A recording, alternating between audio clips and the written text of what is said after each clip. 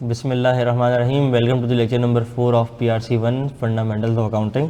गुज़श्ता class में हमने basics को कंटिन्यू करते हुए कुछ बातें मज़ीद स्टार्ट की थी और एसेट्स की बात हमने प्राइमरीली जो है ना वो रिवाइज करके लाइबिलिटीज़ को स्टार्ट किया था और लाइबिलिटीज़ के ऊपर भरपूर बात की थी और फिर एसेट्स और लाइबिलिटीज़ का एक प्रैक्टिस क्वेश्चन भी देख लिया था कि एसेट्स क्या हैं, लाइबिलिटीज़ क्या होती हैं और करंट लाइबिलिटीज़ क्या हैं, नॉन करंट लाइबिलिटीज़ क्या हैं, करंट एसेट्स क्या हैं और नॉन करंट एसेट्स क्या हैं। ठीक है, इसके ऊपर हमने थोड़ी सी गुफ्तगू की थी। आज की क्लास से स्टार्ट करते हुए भाई तिलावत कर दें, उसके बाद बताता हूँ कि आज क्या पढ़ना है।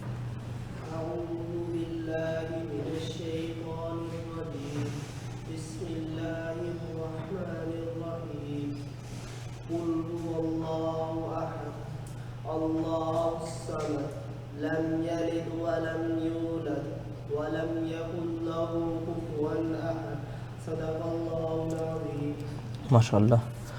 ओके, बात हमारी चल रही थी यूनिट्स यानी कि elements heads of unit 2 elements heads of financial statements पे। ठीक है, अच्छा मुझे बताओ कितने ऐसे लोग हो जिन्होंने कब क्लास ऑफ की थी हमने हफ्ते को ना, आज पी रहे, कितने ऐसे लोग जिन्होंने हफ्ते को घर जाके या इतवार को कुछ कोशिश की हो रिवाइज करने की, रिकॉल करने की हमने क्या पढ़ा?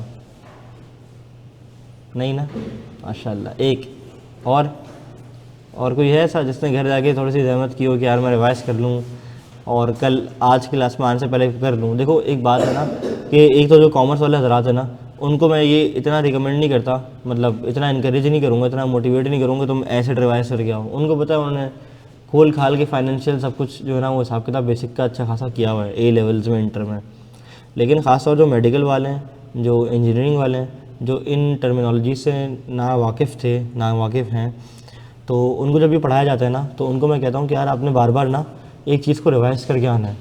देखो इंसान की मेमोरी ना दो तरह की होती है, एक होती है उसकी शॉर्ट टर्म मेमोरी, एक होती है उसकी long term memory. Short term memory क्या होती है? शॉर्ट टर्म मेमोरी ये है कि मैंने किसी से बात की, मैंने फ़ोन पे बात की, मैंने कोई मूवी देख ली, ठीक है ऐसा ही है ना, और मैंने कोई सीज़न देख लिया, मैंने कोई रेसलिंग का मैच देख लिया, मैंने कोई चीज़ लेक्चर अटेंड कर लिया, तो वो मेरी मेमोरी में कब तक रहेगा? 2 दिन 3 दिन। उसके बाद क्या मैं वर्ड टू वर्ड इसको रिकॉल कर पाऊँगा कि भाई मूवी के अंदर अब क्या होगा, अब क्या होगा, अब क्या होगा, अब कौन सीन आएगा? हाँ बोलो ऐसा तो होता है सर हमारे साथ। नहीं, वो तो आप इतने गौर से देखते होगे ना तो हो जाता होगा, लेकिन क्या word to word, scene by scene और वो डायलॉग बाय डायलॉग याद हो सकता है? नहीं। क्यों? शॉर्ट टर्म मेमोरी में था, देखा, हाँ बस सही, कंज्यूम कर लिया, एंजॉय कर लिया, ख़त्म हुई बात। लेकिन अगर मैं बात करूँ लॉन्ग टर्म मेमोरी में कन्वर्जन की, तो जैसे हाफिज़ कुरान होते हैं, वो क्या करते हैं, वो पहले कुरान पाक को याद करके अपनी शॉर्ट टर्म मेमोरी में रखते हैं, उसके बाद उसको गिरदान करके रिवाइज करके सुना के पढ़ा के क्या करते हैं, अपनी लॉन्ग टर्म मेमोरी में ले जाते हैं। बात समझ आ रही है? अब जैसे ही उनको आप एक आयत बोलो, वो आगे जो है आपको बताना शुरू कर देंगे उसके बाद। समझ रही है? आगे के भी पीछे की भी। क्यों? क्योंकि उनकी लॉन्ग टर्म मेमोरी में वो चीज़ जाके फिक्स हो गई है। तो आपका भी हिसाब किताब ऐसे होना चाहिए कि आपकी मेमोरी जो है ना, मेमोरी में चीज़ें तो जा रही हैं लेकिन वो शॉर्ट टर्म में ना रहें, वो लॉन्ग टर्म में कन्वर्ट हो जाएं। ठीक है, तो लॉन्ग टर्म में मेमोरी के अंदर चीज़ों को कन्वर्ट करने के लिए क्या करना पड़ेगा? देखो मैं तुम्हारे दिमाग से खेल रहा हूँ ना, बिल्कुल बेसिक बात कर रहा हूँ, कोई मोटिवेटिंग बात नहीं कर रहा तुम्हारे लिए, तुम्हारे दिमाग से बात कर रहा हूँ भाई। इंसानी जो हमारा जो दिमाग है वो किस तरह से ऑपरेट करता है। तो लॉन्ग टर्म मेमोरी में किसी चीज़ को लेके जाने के लिए क्या करना पड़ेगा हमें बच्चों? बार बार उस चीज़ को रिवाइज करना पड़ेगा। क्लास का पेस नहायत स्लो और नहायत आसान करके हम पढ़ रहे हैं, तो मैं आपसे ये एक्सपेक्ट करूँगा क्लास में हर एक बैठे इंसान से कि वो अपना रजिस्टर मेंटेन कर रहा होगी। ठीक है, और रजिस्टर के ऊपर सब कुछ लिख रहे होंगी। ठीक है, डन है। तो आज के लेक्चर का आगाज़ करते हुए मैं थोड़ा सा एसेट के बारे में रिकॉल करवा देता हूँ आपको, क्योंकि आपने तो करना नहीं है घर पे जाके। ठीक है, अच्छा हमें जो आप पढ़ा रहे हैं, मतलब कि जो वीडियो वगैरह आपने रिकॉर्डिंग की है वो देखकर बस हम वही पढ़ें या आपकी तरफ से कुछ पढ़ने की कोशिश करें? अच्छा मैं बताता हूँ। भाई का सवाल है कि सर जो आप लेक्चर डिलीवर कर रहे हैं हम सिर्फ यही करें या अपनी तरफ से भी कुछ पढ़ने की कोशिश करें? मैं बोलूँगा अपनी नन्ही सी जान पे ना इतना जोर नहीं डालो, नन्ही सी जान है तुम्हारी, इतना जोर क्यों डाल रहे हो? खुद से पढ़ने की कोशिश करें, नहीं पढ़ो कुछ भी। ठीक है, जो मैं लेक्चर में पढ़ा रहा हूँ, करा रहा हूँ, वो ले लिया, अटेंड कर लिया, जितने पेजेस मैंने करवा दिए खुद से जाके बस वो पढ़ लेना है। और कोई चीज़ समझ नहीं आ रही, सर आपने ये चीज़ पढ़ाई थी मुझे एक बार समझ नहीं आ रही, रिकॉल करवा दें प्लीज़। ठीक है, आपने रिकॉल कर लिया, बेहतर ये है कि ग्रुप पे पूछो वो चीज़ और कोई दूसरा उसको जवाब दे तो मज़ा आता है। क्यों? क्योंकि तुम्हारे सवाल पूछने से दूसरों के कॉन्सेप्ट भी क्लियर होंगे और जो जवाब दे रहा है होशियार उसके कॉन्सेप्ट भी पक्के होंगे। बात समझ आ रही है? तो आपस में एक लर्निंग एनवायरनमेंट जो है ना हमने डे 1 से ग्रुप में क्रिएट करना होगा। ठीक है, अच्छा तो जितना मैं करा रहा हूँ, जितने होमवर्क दे रहा हूँ उतना ही करना है, बस मैं बताऊँगा क्या करना है। डन, चलो एसेट्स की अगर बात की जाए तो एसेट्स के अंदर तो हाँ भाई 3 बातें कौन सी थी बताओ ज़रा। है एसेट्स में 3 बातें कौन सी थी? तो आपका नाम तोहा है, घर वाले प्यार से तोहा बोलते, तोहा बेटा जरा ना बर्तन जरा लगा दें, खाना लगा दें, ऐसा बोलते हैं नहीं ना? फिर क्या बोलते हैं, क्या बोलते हैं बताओ? नाम क्या है आपका? हाँ जैस्मीन, ठीक है, याद हो जाएगा मुझे अब। मुश्किल आसान नाम याद हो जाते हैं। हाँ भाई तोहा हो, आप बताओ। ये तो वहाँ से आ गया ना, अब आगे बताओ। Owned and controlling, controlled by the entity, ठीक है, as a result of past event. जैस्मीन लाइबिलिटी ज़रा बताना। अब जो पूछे वही तो आउट ऑफ सिलेबस आ गया। हाँ अब बताओ, शाबाश। एज अ रिजल्ट ऑफ, ये तो वही हो गया कि बेटा डेफिनेशन सुनाना। सर पूरी डेफिनेशन नहीं आती, एंड का आता है क्या? एंड दिस इज कॉल्ड क्या? Present obligation to transfer of an economic resource usually goods और services as a result of past event. बात समझ आ रही है? तो आपकी शॉर्ट टर्म मेमोरी लॉस हो गया है, बात समझ आ रही है? तो शॉर्ट टर्म मेमोरी से लॉन्ग टर्म मेमोरी में लेके जाओ चीज़ों को, रिवाइज करो, ठीक है? ये तुम सबके लिए एक अवेकनिंग कॉल थी कि भाईजान घर जाके रिवाइज करना, ठीक है? मैं रिवाइज करवा रहा हूँ एसेट्स को भी और लायबिलिटीज़ को भी। तो एसेट्स के अंदर हमने क्या पढ़ा था बच्चों? A present economic resource controlled by the entity as a result of past event, ठीक है, ओके। इसकी एग्जांपल हमने देख ली थी। फिर हम आ गए थे करंट एसेट्स और नॉन करंट एसेट्स पे। करंट एसेट्स वो जो 12 महीने के अंदर अंदर कंज्यूम हो जाते हैं, इस्तेमाल हो जाते हैं, और नॉन करंट एसेट्स वो जिसका फ़ायदा मुझे 12 महीने उससे ज़्यादा पे मिल रहा होता है। Done, okay. लायबिलिटीज़ क्या होती हैं? 3 बातें थी। A present obligation of the entity to transfer of an economic resource as a result of past event. Done, चलो। लायबिलिटीज़ के अंदर भी 2 तरह की लायबिलिटीज़, एक करंट लायबिलिटीज़ और एक non current liabilities. Current liabilities वो जो रिपोर्टिंग डेट या फाइनेंशियल ईयर एंड, पता है ना क्या होता है? बताऊंगा नहीं अब। जो रिपोर्टिंग डेट या फाइनेंशियल ईयर एंड क्या है, अगले 12 महीने के अंदर अंदर पे करना, वो क्या है? Current liabilities. जो 12 महीने के बियॉन्ड पे करना, वो क्या है? Non current liabilities. डन, अच्छा। फिर हमने जो है ना वो तफसीली बात की थी अक्रूड के ऊपर। अक्रूड का मतलब क्या होता है? बकिया। अक्रूड का मतलब क्या होता है? ओवर ड्यू, बकिया, ठीक है। अक्रूड का लफ्ज़ अगर लगा होगा एक्सपेंस के साथ, खर्चों के साथ, यानी कि ये वो खर्चे जो मुझे अदा करने हैं, यानी कि ये मेरी क्या है? लायबिलिटी। और अगर अक्रूड का मतलब है बकिया, और बकिया है इनकम, इनकम का मतलब है आमदनी, और अगर बकिया है कोई आमदनी, इसका मतलब मुझे पैसे आने हैं। आने हैं तो मतलब अकाउंट रिसीवेबल यानी कि एसेट। डन, चलो शाबाश। उसके बाद हमने ये पढ़े थे लायबिलिटीज़, और लायबिलिटीज़ के अंदर करंट लायबिलिटीज़ और नॉन करंट लायबिलिटीज़ की बाइफर्केशन ना, बड़े प्यार से। चलो आज के लेक्चर का आगाज़ करते हुए हम बढ़ते हैं इनकम की जानिब।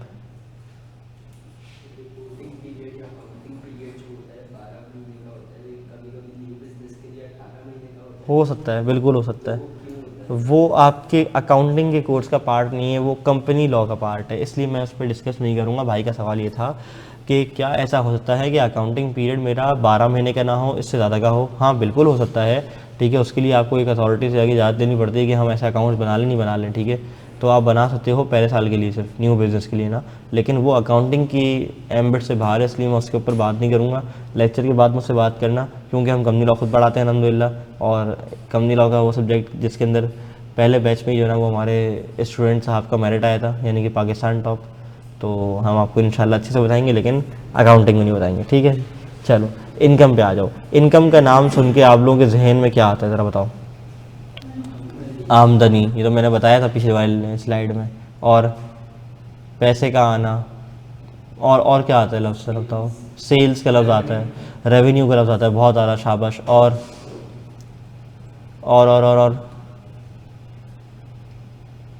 हाँ भाई पीछे वाले भाई, इनकम का लफ्ज़ सुन के आपके जहन में क्या आता है? हाँ जी, सैलरी, चलो ठीक है। डिस्काउंट, खतरनाक बातें कर रहे हैं यार, ये तो कि कॉमर्स वाला है ना शहजादा। देखो मैं पकड़ लेता हूँ कौन कहाँ से आया है, ठीक है। हाँ भाई आप बताओ पीछे। हाँ जी, प्रॉफिट, अच्छा आपके पीछे प्रॉफिट आता है, आप रेवेन्यू आता है, चलो शाबाश। अच्छा इनकम की डेफिनेशन में ना मैं थोड़ी देर बाद आता हूँ। मैं आपसे अगर थोड़ी सी बातचीत करना चाहूँ, और मैं आपसे बात करूँ इस पे, मैं आपसे बात करूँ इस एक लफ्ज़ पे जो मैं आपके सामने लिखने जा रहा हूँ,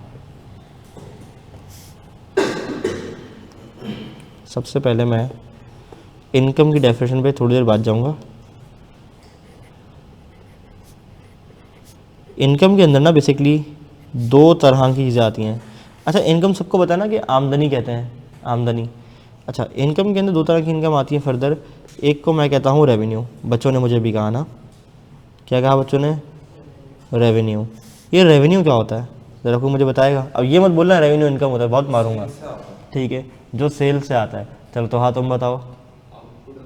आउटपुट ऑफ द बिजनेस। अच्छा, तहा तलहा सेम। पीछे वाले भाई? इकोनॉमिक एक्टिविटी करने की वजह से जो मैंने कुछ कमाया होगा वो मेरा रेवेन्यू का। ठीक है, गुड। जो हम सेल्स करते हैं, सर्विस देते हैं। ठीक है, जैस्मीन? पैसा। वाह, बराबर वाले। नाम बताएं? फिज़ा। फिज़ा मुझे बताओ रेवेन्यू का मतलब क्या होता है? आपके जहन में क्या आता है रेवेन्यू का लफ्ज़ सुन के? मतलब नहीं पूछ रहा, जहन में क्या आता है? आमदनी आती है, इनकम आती है। ठीक है, अच्छा देखो, जब मैं इनकम की बात करता हूँ ना, तो इनकम के अंदर ना दो तरह की इनकम आती हैं। एक को मैं कहता हूँ रेवेन्यू, एक को मैं कहता हूँ अदर इनकम। ये रेवेन्यू क्या होता है और अदर इनकम क्या होता है, इसके ऊपर मैं आपसे बात कर लेता हूँ। ठीक है, फिर हम पढ़ लेंगे इनकम की डेफिनेशन को भी जाके। ओके, दो तीन बातें कर रहा हूँ, फिर मैं कनेक्ट करूँगा, डेफिनेशन पढ़ा दूंगा।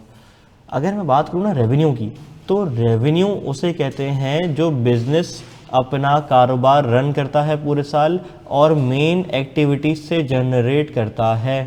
मैंने क्या कहा? जो मेन एक्टिविटीज़ यानी कि कोर बिजनेस ऑपरेशन से जनरेट कर रहा होता है। ठीक है, तो क्या मैं इसको कह सकता हूँ कि revenue is what? Revenue is income from core business activities. Core business activities क्या होती हैं? यानी कि जिस चीज़ के लिए मेरा बिजनेस वजूद में आया है, जिस चीज़ के लिए मेरा बिजनेस वजूद में आया है। मुझे बताओ ARTT की कोर बिजनेस एक्टिविटीज़ क्या हैं? ट्यूशन प्रोवाइडिंग ना। ठीक है, अगर मैं कहूँ टोयोटा की core service, core business activities क्या है? गाड़ियाँ बनाना। अगर मैं कहूँ पार्क फैन की कोर बिजनेस एक्टिविटी क्या है? फैंस बनाना। ठीक है, अच्छा अगर मैं तुमसे कहूँ एयरबस, एयरबस क्या है पता है ना? वो जहाज़ जो बनाते हैं, एयरबस।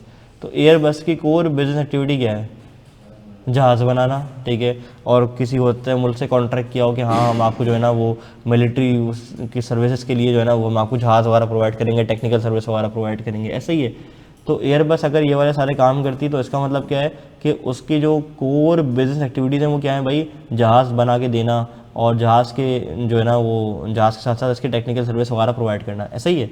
अच्छा, और अगर मैं बात करूँ डालडा, तो डालडा की कोर बिजनेस एक्टिविटी क्या होगी? तेल बेचना। ठीक है, तेल बेचते हैं। ठीक है, चलो शाबाश, ज़बरदस्त। अगर मैं बात करूं पीक फ्रींस की, तो पीक फ्रींस की कोर बिजनेस एक्टिविटी क्या है? बिस्किट बनाना। ठीक है, चलो ज़बरदस्त।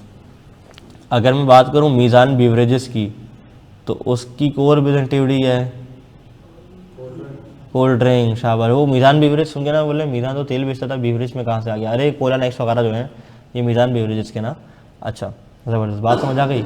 तो एक होती है कोर बिजनेस एक्टिविटी, यानी कि जब कंपनी बनती है ना, जब बिज़नेस रजिस्टर होता है तो वो ना अपने डॉक्यूमेंटेशन में लिखता है कि मैं इस बिज़नेस से कौन सा काम करने जा रहा हूँ, उसे हम कहते हैं कोर बिजनेस एक्टिविटी। क्या कहते हैं बच्चों? Core business activity. तो वो बिज़नेस अगर अपनी कोर बिजनेस एक्टिविटी को करने के बाद जो कुछ पैसा कमाता है वो कहलाता है मेरा रेवेन्यू। डन। अच्छा, एक और इनकम होती है जिसे मैं कहता हूँ अदर इनकम। मुझे बताओ क्या ARTT के अंदर सिर्फ रेवेन्यू आता होगा या अदर इनकम भी आती होगी? चलो किसी भी बिज़नेस की अगर बात करूँ तो क्या वो सिर्फ रेवेन्यू कमाता होगा या वो अदर इनकम भी कमा सकता होगा? अदर इनकम भी कमा सकता होगा। अच्छा, ARTT के लिए आपने मुझे खुद कहा थोड़ी देर पहले कि आपकी कोर बिजनेस एक्टिविटी है ट्यूशन फीस की कलेक्शन, यानी कि ट्यूशन प्रोवाइड करना आपकी मेन एक्टिविटी है और इससे जो आपकी ट्यूशन फ़ी कलेक्ट होती है इसे हम कहते हैं रेवेन्यू। लेकिन मुझे बताओ क्या ARTT में सिर्फ रेवेन्यू ही होता है? कोई अदर इनकम नहीं होती होगी? अदर इनकम क्या है? Other income is what? Income from non core activities. Income from non core activities, वो बिजनेस एक्टिविटीज़ है ये, मैंने शॉर्ट कर लिख दिया। बात समझ आ रही है? अच्छा, यानी कि अब मैं तुम्हें एक बात बताता हूँ, ये बाहर तुम्हें दिख रहा है बोर्ड लगे हुए हैं ARTT और सारे हमारे मेरिट होल्डर्स के बोर्ड लगे हुए हैं, नाम लगे हुए हैं, सब कुछ लगा हुआ है, ठीक है, ऐसा ही है। अच्छा, इससे पहले ना यहाँ पे एक और बोर्ड लगा हुआ था, वो लोहा लगा हुआ था, इंस्टॉलेशन हुई हुई थी लोहे की प्रॉपर तरीके से ना, और कुछ पुराने हमारे पेनाफ्लेक्स वगैरह लगे हुए थे, ब्रांडिंग जिसे कहते हैं हुई हुई थी। तो जब हमने न्यू ब्रांडिंग करवाने के लिए बंदा बुलाया ना, तो उसने कहा यार आपके जो सरिये हैं ना गल गए, और ये जो लोहे वगैरह हैं और जो ये सारा वो कहते हैं मटेरियल जो मार्केटिंग का, ये जो जिसके ऊपर ये फिक्स होता है, ये सब कुछ गल गया है, तो इसको डिस्कार्ड करना पड़ेगा। हमने बुलाया 3 डब्बे वाले को, ठीक है, 3 डब्बे वाले को बुलाया, लोहे वाले को ना, और लोहे वाले को बुला के हमने इसका वज़न करवाया। वज़न करवाने के बाद उसने बोला कोई 6-7 हज़ार रुपये, 6-7 हज़ार रुपये ARTT की क्या हुई, पैसे आए ना, ARTT ने कमाया ना, तो ARTT क्या हुई, इनकम है, इनकम है या नहीं है, इनकम है। अब क्या मैं इसको रेवेन्यू कहूँगा या मैं इसको अदर इनकम कहूँगा, अदर इनकम कहूँगा, क्यों, क्योंकि ARTT का काम कोई लोहे बेचना थोड़ी है, सीधी बात है ना, ट्यूशन प्रोवाइडर है, ऐसा ही है। अच्छा, ये रेवेन्यू और अदर इनकम को पढ़ने की ज़रूरत क्यों आ रही है, इनकम इनकम होती है, आप इनकम कह लो, सीधी सीधी बात है, लेकिन नहीं, जब आप अपना स्टेटमेंट ऑफ प्रॉफिट और लॉस बनाओगे ना साल के आखिर में जाके, मैंने क्या कमाया, ठीक है, और क्या खर्च किया, उसके अंदर आप बताते हो कि मैंने अपनी कोर बिजनेस एक्टिविटीज़ से इतना कमाया और नॉन कोर से इतना कमाया। बात समझ आती है? अच्छा, मुझे एक बात बताओ, अगर ARTT अपने कुछ पैसे उठा के 10-15 लाख रुपए उठा के लेट से म्यूचुअल फंड्स के अंदर इन्वेस्ट कर दे, म्यूचुअल फंड समझते हो क्या होते हैं, चलो एक फंड्स में इन्वेस्ट कर दे, बैंक के पास इन्वेस्ट कर दे, और उसको वहाँ से रिटर्न आ रहा हूँ, ठीक है, तो वो जो रिटर्न उसको आ रहा है इन्वेस्टमेंट पे जो उसको इनकम मिल रही है, तो वो उसकी रेवेन्यू होगी, अदर इनकम होगी, अदर इनकम होगी। क्यों? क्योंकि सिंपल सा प्रिंसिपल हमने याद कर लिया, बस जो भी कोर बिजनेस एक्टिविटी से हट गया ना, सारी की सारी अदर इनकम है। अच्छा, प्रैक्टिकली कंपनीज में क्या होता है मैं तुम्हें बताता हूँ। जैसे मैंने park Suzuki motor company limited का ऑर्डर किया। अच्छा, ये बोलोगे आप पार्क सुजुकी से आपकी एग्जाम्पल क्यों शुरू होती है? क्योंकि जो बंदा जो कंपनी करके आ रहा होता है ना, देख के आ रहा होता है, तो उसके ज़बान पर उसकी एग्जाम्पल होती हैं। अच्छा, तो park Suzuki motor company limited की भी 2 तरह की इनकम है, एक रेवेन्यू है और एक अदर इनकम है। रेवेन्यू कैसे? क्योंकि जो गाड़ी बना के बेचता है, कल्टस हो गई, बोलान हो गई, और स्विफ्ट के नए वाले मॉडल आ गए, अल्लाह माफ़ करे 40, 45 लाख रुपए के। मैं बोलता हूँ स्विफ्ट बंदे ने 45 लाख रुपए की लेनी तो फिर लानत है, यारस नहीं ले ले बंदा, स्विफ्ट क्यों ले इंसान, मतलब वाई स्विफ्ट, ठीक है, चलो खैर आगे बढ़ जाते हैं। तो स्विफ्ट हो गई, और क्या क्या है बोलो बच्चों, कौन कौन सी गाड़ियाँ हैं? बहुत सारी गाड़ियाँ हैं, ठीक है, कुछ इंपोर्टेड गाड़ियाँ भी हैं, कुछ क्या कहते हैं जापान से इंपोर्ट करवा के यहाँ बेच रहे होते हैं, ऐसा ही है। अच्छा, तो जो गाड़ियाँ बना के वो बेचते हैं और मोटरसाइकिल्स बना के बेचते हैं, GS जो है ना, वो GD है और GS है 150 सुजुकी की, बड़ी मशहूर बाइक्स हैं, 110 है, ऐसा ही है। तो ये जो बाइक्स और गाड़ियाँ बना के बेचते हैं, इससे जो इनकम कमाते हैं वो क्या होती है बोलो बच्चों? रेवेन्यू। और इसके अलावा क्या हो सकता है? इसके अलावा क्या होता है मैं तो बताता हूँ। देखो, जब प्लांट लगा होता है ना, तो प्लांट में मैन्युफैक्चरिंग हो रही होती है और बहुत सारा मटेरियल आता है। देखो, टायर डालने का भी मटेरियल होगा, ठीक है, टायर को फिक्स करने वाला भी मटेरियल होगा, ठीक है, गाड़ी के अंदर जो है ना वो बोनट का डिग्गी हो गया और दरवाजे हो गए, और अंदर 10 तरह के स्क्रू होते हैं, 10 तरह के चीज़ें लगते हैं, और 15-20 तरह के मटेरियल लगते होंगे। तो क्या ऐसे ही होता है जितना मटेरियल मैंने रॉ मटेरियल मंगवाया वो सारा का सारा लग गया? नहीं, कुछ ना कुछ ज़ाया होता है ना, स्क्रैप होता है। तो इसे मैं कहता हूँ स्क्रैप, कचरा, स्क्रैप सेल्स। तो वो स्क्रैप सेल्स करते थे, और ऐसी बात है वो कचरा भी लाखों रुपए का बिकता होगा, सीधी बात है ना, इतना सारा लोहा, इतना सारा मटेरियल, जब ये कोई छोटी सी चीज़ हमने 6-7 हज़ार की बेची, तो क्या वो लाखों रुपए की नहीं बिक सकती? स्क्रैप बिक सकता है। तो सुजुकी ने जो वो स्क्रैप बेच के लाखों रुपए कमा लिए, वो क्या है बच्चों बताओ? अदर इनकम है। बात समझ आ रही है? तो इनकम किस तरह से आती है? 2 तरह से आती है, एक आती है रेवेन्यू से, एक आती है अदर इनकम से। डन जी? जिन पैसों से गाड़ी नहीं बना रहा है, सामान से गाड़ी बना रहा है, पैसे नहीं लगा रहा, ये 5,000 का नोट लगा दिया, 1,000 का नोट लगा दिया, हाँ, वो तो उसका एक्सपेंस है ना, वो तो उसका एक्सपेंस है। मैं भी आऊँगा ना इसके ऊपर, मैं भी आता हूँ, थोड़ी देर बाद आता हूँ, ठीक है। अच्छा, ये इनकम की 2 बातें समझ आ गई। अच्छा, अब मैं तुमसे अगली बात करने जा रहा हूँ। किताब डेफिनेशन जो इनकम की बयान करती है ना, उसमें 2 बातें करती है। वो कहता है income is an increase in asset और डिक्रीज इन लाइबिलिटी। मेरी बात गौर से सुनना। वो कहता है क्या? वो कहता है income is increase in asset और डिक्रीज इन लाइबिलिटी। कहता है एसेट का बढ़ना भी इनकम के आने की निशानदेही है, और लायबिलिटी का कम होना भी इनकम के होने की निशानदेही है। कैसे? मैं सबसे पहले एक आसान मिसाल लेता हूँ लायबिलिटी की। भाई मैंने तोहा भाई से लोन लिया, मैंने कहा तोहा भाई आप मुझे क्या 50,000 रुपये का लोन देते हैं, मैं आपको अगले महीने पे करूँगा। तोहा भाई ने बोला डन है भाई, आप 50,000 रुपये का लोन मुझसे ले लें। मैंने लोन ले लिया, अब मेरे ऊपर एक बोझ है ना, लायबिलिटी है ना, मेरे ऊपर एक बोझ है, एक ऑब्लिगेशन है कि मुझे इसका लोन पे ऑफ करना है। तोहा भाई एक दिन आए, कहते हैं यार जाए मैंने आपका लोन माफ़ कर दिया, जाए मैंने आपका लोन माफ़ कर दिया। अब जो मुझ पर एक बोझ था, लायबिलिटी थी, वो क्या हो गई? कम हो गई। मुझे फ़ायदा हो गया। जो मुझे पैसे पे करने थे वो मुझे पे करने पड़ेंगे, अब नहीं करने पड़ेंगे, तो मेरी लायबिलिटी क्या हो गई? कम हो गई। उसने बोला ये भी एक इनकम है, ये भी क्या है? एक इनकम हो गई। डन। अच्छा, अगली चीज़ increase in asset. Increase in asset, मैंने किसी को उधार पे माल बेचा तो मैं क्या कहूँगा कि मेरे पास पैसे आने हैं ना, अकाउंट रिसीवेबल, और इसके एवज मैंने क्या किया, और क्या किया है मैंने माल बेचा है। तो माल बेचने से मुझे क्या आएगी? बोलो बच्चों, इनकम आएगी। तो वो कहता है एसेट के आने से भी इनकम आती है और लायबिलिटी के जाने से भी इनकम आती है। बात समझ आती है? क्लियर है? अगर मैंने किसी को माल बेचा है, मुझे पैसे मिलेंगे तो एसेट आएगा, तो एसेट के आने से भी इनकम ने आना है, और लायबिलिटी मेरे पर एक बोझ था वो उसने माफ़ कर दिया, पे ऑफ किया, मैंने पे ऑफ कर दिया। मैंने पे ऑफ नहीं किया, इसने माफ़ कर दिया लोन। तो जो इसने मेरा लोन वेव कर दिया, इसने जो मेरा लोन माफ़ कर दिया, तो मेरी लायबिलिटी क्या हो गई भाई? डिक्रीज़ हो गई। ये भी क्या है मेरी बच्चों? इनकम। बात समझ आ रही है? क्लियर है? चलो, ये रेवेन्यू और अदर इनकम के ऊपर हमने बड़ी बहस कर ली, बात कर ली, ठीक है। चलो, तो खूबसूरत होता है ना कि माफ करे अल्लाह, हाँ हाँ, ऐसा ही है, ऐसा ही है। फिर ये डेफिनेशन इधर की। डेफिनेशन इधर क्यों? मतलब वो कहता है इनकम अराइजेस फ्रॉम, इनकम आती है कैसे? इंक्रीज इन एसेट से। मैंने एक कोर्स बेचा, कोर्स बेचने से मुझे क्या मिले बच्चों? बोलो, पैसे मिले। इंक्रीज इन एसेट हो गया, इनकम आ गई। 99% केसेस में इनकम ऐसी आती है, ठीक है। और वो एक और बात कह रहा है, कहते हैं हाँ अगर तुम्हारे पास कोई लायबिलिटी थी और वो डिक्रीज़ हो गई है तो वो भी तुम्हारी इनकम मानी जाएगी। डन।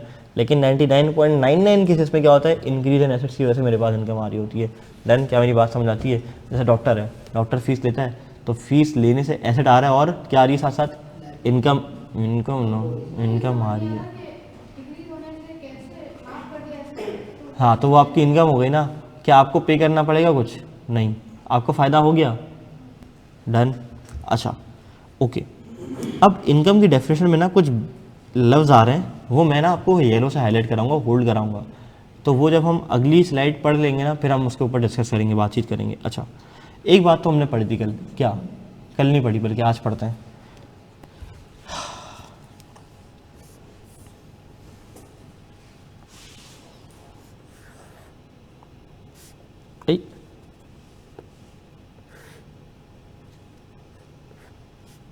ये हैं कौन? ओनर भाई साहब। एक कॉन्सेप्ट दे रहा हूँ, अभी दे रहा हूँ, वन टाइम याद रखना है आपने।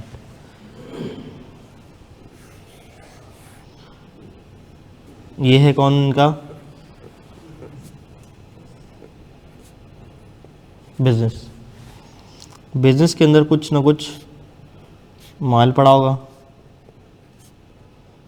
ठीक है, ऐसा ही है। कुछ ना कुछ पैसे पड़े होंगे, ठीक है, और कुछ और मज़ीद चीज़ें पड़ी होंगी, ऐसा ही है। डन। केस नंबर 1, ओनर अपनी जेब से, ये जेब है इसकी, ओनर अपनी जेब से बिजनेस के अंदर कोई चीज़ इंजेक्ट कर रहा है, घर से गुड्स उठा के ला रहा है, वो बिज़नेस को कंट्रीब्यूट कर रहा है, पैसे निकाल रहा है जेब से और बिज़नेस के अंदर डाल रहा है, इसे मैं कहता हूँ कैपिटल। इसे मैं क्या कहता हूँ? कैपिटल। आज के बाद जब भी कैपिटल हो तो इस्लामाबाद कलम मत समझना, इसका मतलब इस्लामाबाद नहीं होता, बल्कि क्या होता है बच्चों? बोलो क्या? कंट्रीब्यूशन या investment from the owner in the business is called capital. बात समझ आ रही है? चलो, क्या ऐसा नहीं हो सकता कि एक बार जो उसने बिज़नेस में डाल दिया वो कभी अपने घर लेके ना जाए? भाई पैसों की ज़रूरत पड़ गई तो बिज़नेस से निकाले और घर ले गया, ऐसा ही है ना? तो इसका भी तो कोई नाम होना चाहिए। तो वो पैसा जो बिज़नेस से निकल के, वो पैसा जो बिज़नेस से निकल के कहाँ जा रहा है? बोलो बच्चों, ओनर के पास जा रहा है, उसे हम कहते हैं ड्राइंग। ये दो छोटे छोटे कॉन्सेप्ट मैंने आपको और दे दिया आज। क्या? एक मैं आपको टर्मिनोलॉजी से ना वाकफियत जो है ना वो दिलवा रहा हूँ। सही है। तो ओनर ने जो जेब से निकाल के या घर से लाके माल या पैसा या चीज़ इन्वेस्ट कर दी बिजनेस के अंदर, उसे मैं क्या कहता हूँ बच्चों? कैपिटल। और कुछ जो बिजनेस से चीज़ें निकाल के अपने घर ले गया, उसे मैं क्या कहता हूँ? ड्राइंग। डन। अच्छा ओके।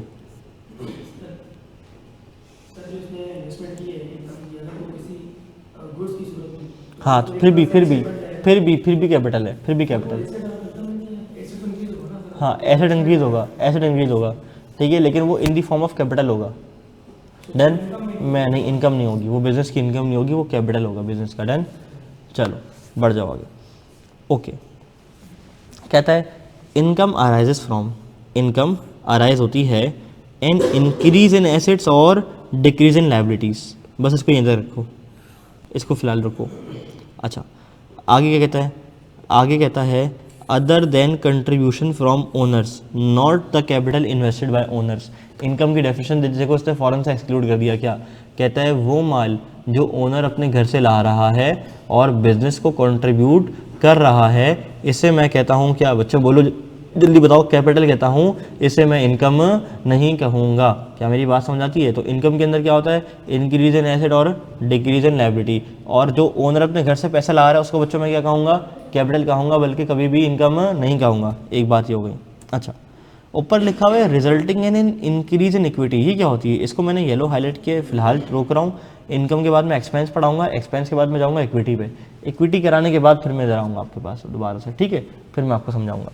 ओके अभी मैं बढ़ता हूँ आगे टाइप्स ऑफ इनकम पे। यार ये टाइप्स ऑफ इनकम कितनी होती हैं? कितनी तरह की होती है ज़रा बताओ? दो तरह की होती हैं। एक क्या होती है? दूसरी क्या होती है? Other income. अब ज़रा आप मेरे लिए ये रीड करो शाबाश खुद से, ठीक है? अच्छा अदर इनकम पढ़ ली, कोई सवाल इसमें? हॉस्पिटल जैसे होता है, दोनों ही मेन होती हैं, एक दवाइयाँ बेच के और एक डॉक्टर जो फीस चार्ज करता है। डॉक्टर फीस चार्ज करता है वो तो उसका एक्सपेंस हो जाएगा ना हॉस्पिटल का। अगर हॉस्पिटल के पर्सपेक्टिव से देखो, अगर ये बोलो कि हॉस्पिटल डॉक्टर का, तो फिर हॉस्पिटल की अकाउंटिंग कर रहे हो, डॉक्टर की अकाउंटिंग कर रहे हो?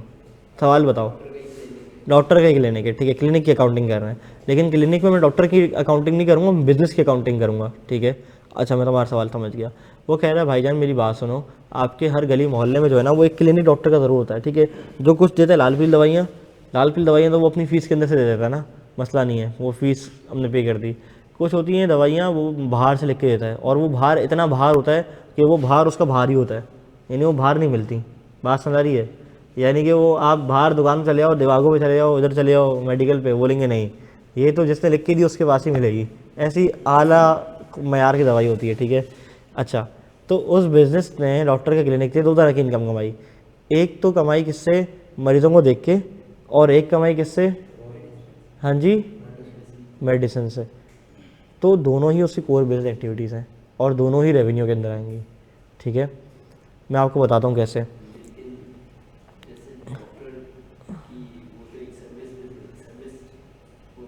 हाँ तो दोनों ही रेवेन्यू के लाएंगी, दोनों ही रेवेन्यू के लाएंगी। रेवेन्यू का मतलब हर किसी ये नहीं होता कि मैन्युफैक्चर करके ही कुछ आए तो रेवेन्यू हो, बल्कि रेवेन्यू के अंदर तो इनकम है ना from core business activity. Core business activity क्या है? मरीजों को देखना, दवाइयाँ बेचना, दोनों कोर बिजनेस एक्टिविटीज़ हैं, यानी कि दोनों आपस में इंटरलिंक्ड है ना। अगर मेडिकल बंद कर दूंगा डॉक्टर का फ़ायदा क्या फूक मारेगा? नहीं ना, तो दोनों ही मेरी इंपॉर्टेंट है। अच्छा इस चीज़ का मैं तुम्हें एक एडवांस कॉन्सेप्ट बता देता हूँ। खैर अकाउंटिंग में कोई इसका काम नहीं है, कैफ 6 कॉर्पोरेट रिपोर्टिंग में पढ़ोगे। एक IFRS है, IFRS 8 ऑपरेटिंग सेगमेंट्स।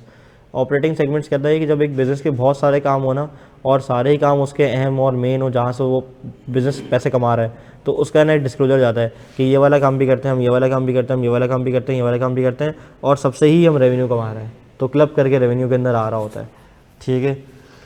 क्या मेरी बात समझ आ रही है? चलो शाबाश।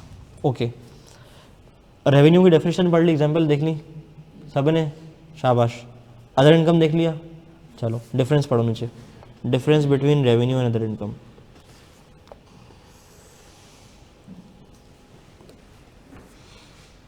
पढ़ लिया? पढ़ लिया? पक्की शक्की बात है, डन सीन हो गया, शाबाश। एक्सपेंसेस, अब तो ये लफ्ज़ किसी को ना आता हो ऐसा मैं मान सकता नहीं। एक्सपेंसेस का मतलब क्या होता है? खर्चा। देखो सबके मतलब फटाक से निकला खर्चा।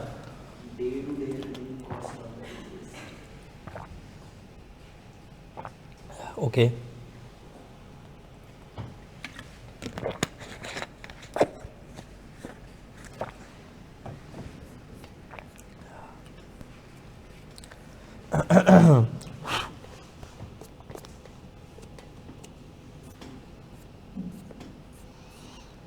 लड़कों के बहुत सारे मशगलों में से ना एक मशगला चाय के होटल में बैठना है, ऐसा ही है, इन्जॉय करना, चाय पीना और वहाँ बिजनेस आइडियाज़ जनरेट करना। ठीक है, तो आओ हम चलते हैं कहाँ पे, चाय के होटल पे। ठीक है, आप ART से निकलो, बराबर में क्या है, एक चाय का होटल। कभी नोट नहीं किया हो ना तो आज देखना, वहाँ एक चीज़ लिखी हुई है, वहाँ लिखा हुआ है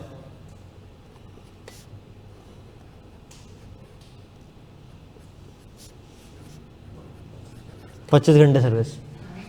हाँ ठीक है, उसकी शर्ट देखना, कोई अगर पहन के घूम रहा हो ना, उस पर लिखा हुआ है 25 घंटे सर्विस, और ऊपर भी लिखा हुआ है ना कोयटा पता नहीं कौन सा होटल, आगे लिखा हुआ है 25 घंटे सर्विस। ये कहीं बंद नहीं होता, तो उसका पता नहीं 25वां घंटा कब शुरू होता है, लेकिन खैर चलता तो 24 घंटा ही है, लेकिन इसके मुताबिक ये 25 घंटे सर्विस देता है। चलो आगे बढ़ते हैं, मैं समझाने जा रहा हूँ तुम्हें क्या, एक्सपेंसेस। मुझे बच्चों ज़रा बताओ कि एक बिज़नेस के लिए अखराजात कितनी तरह के होते हैं? बहुत तरह के होते हैं, हर चीज़। अगर सबसे पहले मैं ARTT की मिसाल लूँ, तो मुझे बताओ ARTT के लिए ख़र्चे कितने होंगे, कौन कौन से खर्चे होंगे? हम जैसे गरीबों को सैलरी मिल रही होगी थोड़ी सी, वो खर्चा है सैलरी एक्सपेंस। ठीक है, ये बिल्डिंग किराए पे ली हुई है, तो इसका क्या जा रहा होगा, किराया, तो रेंट एक्सपेंस। ठीक है, हो सकता है कोई दिहाड़ीदार मजदूर रखा हो, दिहाड़ीदार तुम तो समझते हो, वैसे तो सारे परमानेंट हैं, लेकिन आपने अक्सर दुकानों पे लिखा होगा यहाँ मजदूरों को उजरत दी जाती है।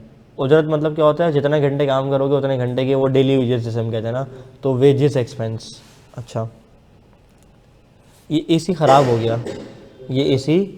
हो गया, अब हमने कहा कि यार इसको रिपेयर करवाना है, तो रिपेयर एक्सपेंस। बात समझ आ रही है?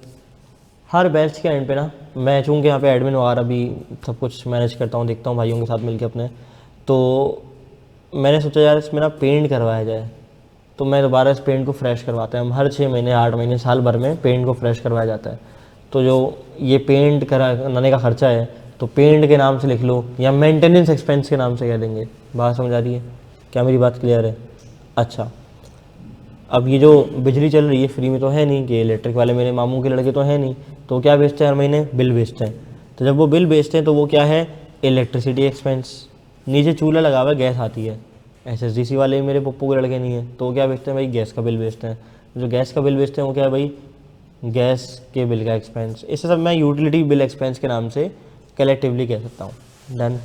अच्छा, और मुझे इतना शौक़ है गाड़ियों का, ख़रीदने के पैसे नहीं थे तो मैंने रेंट पे गाड़ी ले ली, और किराए पे गाड़ी लेने के बाद मैं उस पर आ जाता हूँ, तो कार के रेंट का एक्सपेंस।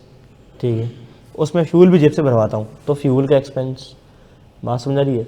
तो एक बिज़नेस कितनी तरह के खर्चे करता है, अगर तो मैंने ARTT की बात कर ली। बात समझ आ रही है? अच्छा ओके, अगर मैं बात करूँ चाय के होटल की, तो चाय के होटल के पास कितनी तरह के खर्चे होंगे भाई? बहुत तरह के खर्चे होंगे, ऐसा ही है।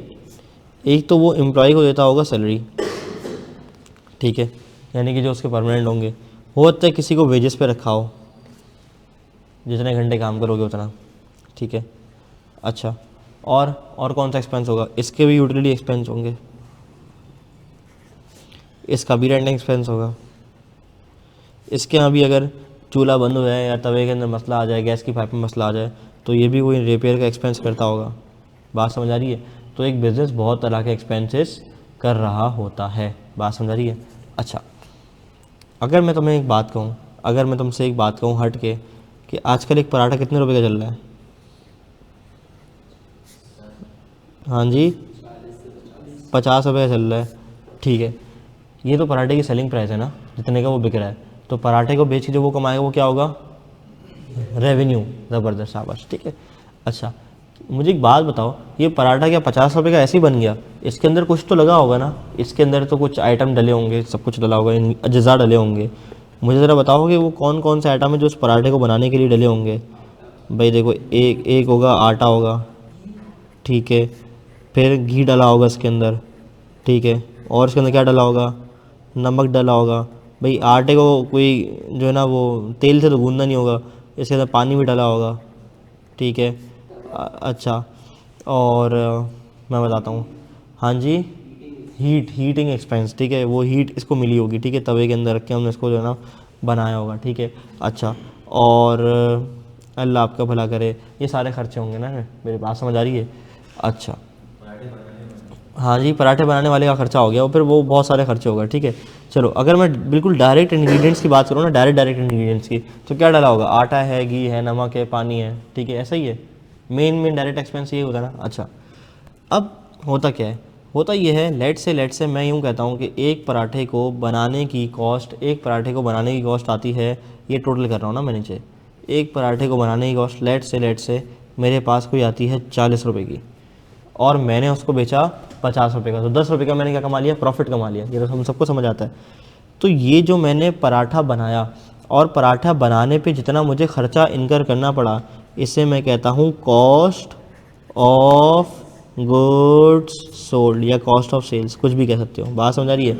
इसे क्या मैं कहता हूँ, कॉस्ट ऑफ गुड्स सोल्ड। अब cost of goods sold accounting एक टर्म है, अगर मैं ठक करके मुंह से बोला कॉस्ट ऑफ गुड्स सोल्ड, बोलते भाई क्या बातें कर रहा है, समझ नहीं आ रही।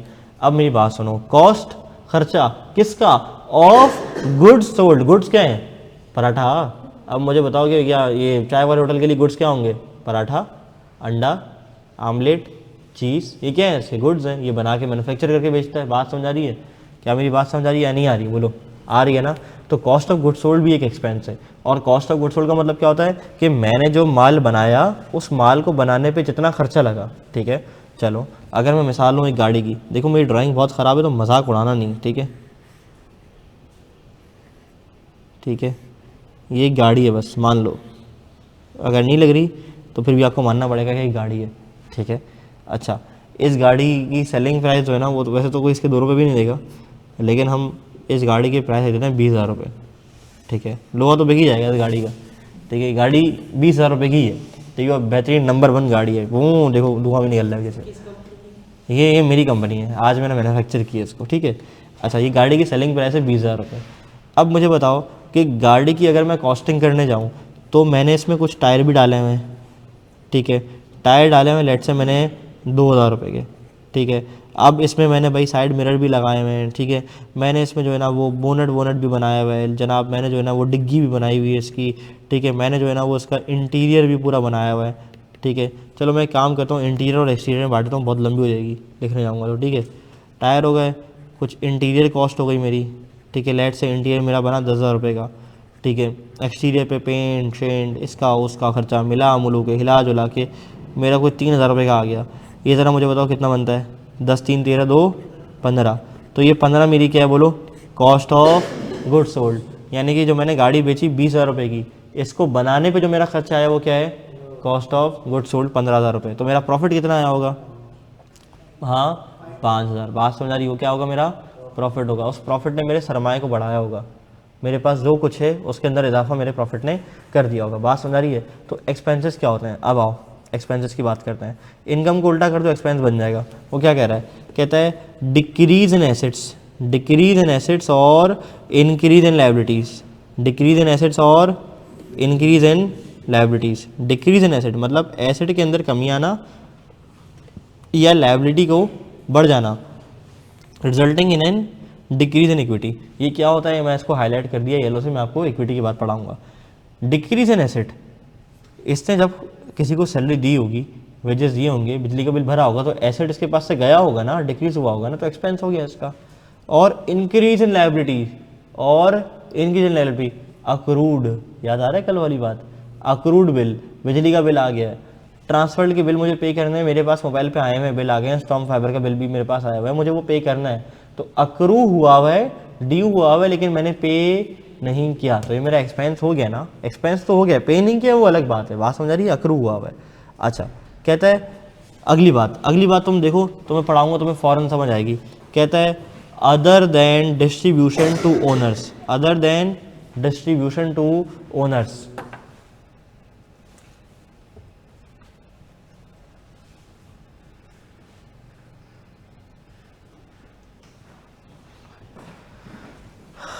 ये हमारे शौकत भाई हैं, ये ना बोल सुन नहीं सकते लेकिन कमाल इंडिविजुअल है, बेहतरीन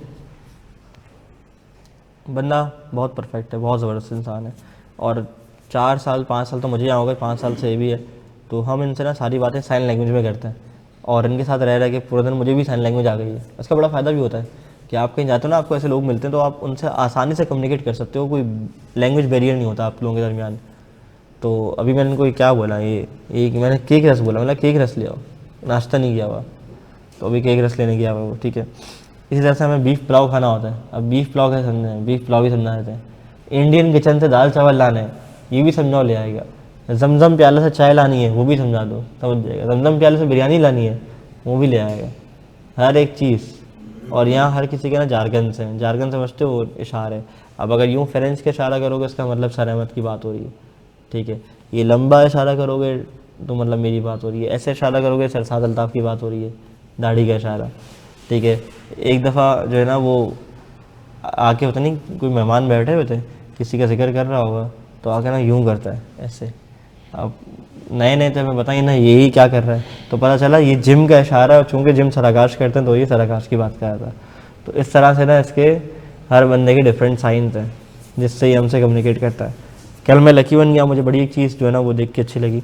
लकी वन में मैंने पहले कोई जैसी पार्किंग दी ना, मैं आवाज़ मार रहा था तो सुना ही नहीं कोई, फिर देखा लिखा था आई एम डेफ, उनकी शर्ट्स पे लिखा हुआ था, और वो सारे वाले पूरी टीम उनकी ऐसी, वो गाड़ियाँ लगा भी रहे हैं, लोगों से पैसे भी रिसीव कर रहे हैं, और सब कुछ साइन लैंग्वेज में, सब कुछ साइन लैंग्वेज में, ज़बरदस्त। चलो बढ़ जाए हम आगे। हम क्या पढ़ रहे थे बच्चों, एक्सपेंस पढ़ रहे थे, ओके। कहते हैं डिक्रीज इन एसेट और इंक्रीज इन लायबिलिटीज। अगली बात, other than distribution to owners, other than distribution to owners, यानी कि ये बंदा अगर अपने पास से माल बिजनेस से निकाल के खुद घर में लेके जा रहा है तो ये बिजनेस का एक्सपेंस हुआ या ड्राइंग हुई, ये ड्राइंग हुई, ये एक्सपेंस नहीं हुआ। ड्राइंग और एक्सपेंस में फ़र्क है, ये एक्सपेंस नहीं है, क्या है, ड्राइंग है। ये क्या है, ड्राइंग है। बात समझ आ रही है, क्या है बोलो बच्चों, ड्राइंग है, शाबाश, डन है। चलो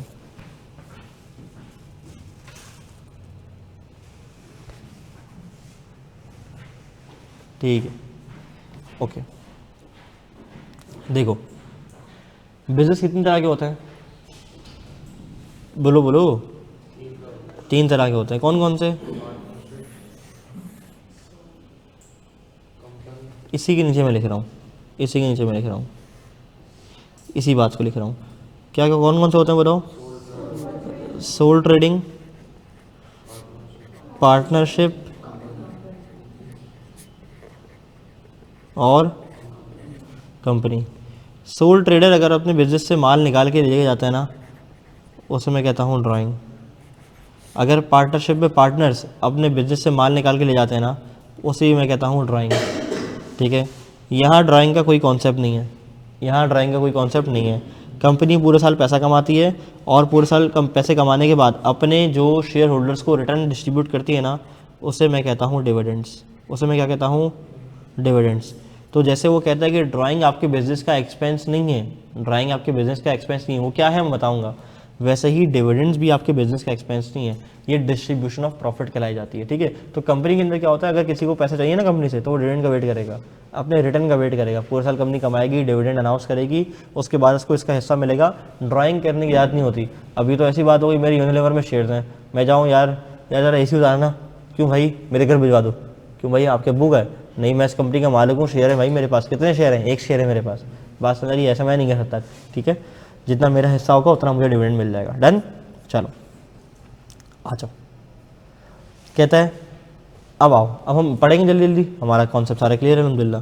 कहता है in simple terms expenses are the cost a business incur in its normal operation to earn revenue. कहता है अगर मैं तुम्हें 2 हरफी बात कहूँ तो एक्सपेंसेस वो खर्चे होते हैं जो बिजनेस करता है अपने बिजनेस को चलाने के लिए, डन। एक्सपेंसेस वो खर्चे होते हैं जो बिजनेस करता है, इनकर करता है नॉर्मल ऑपरेशंस को चलाने के लिए ताकि वो रेवेन्यू कमा सके, डन।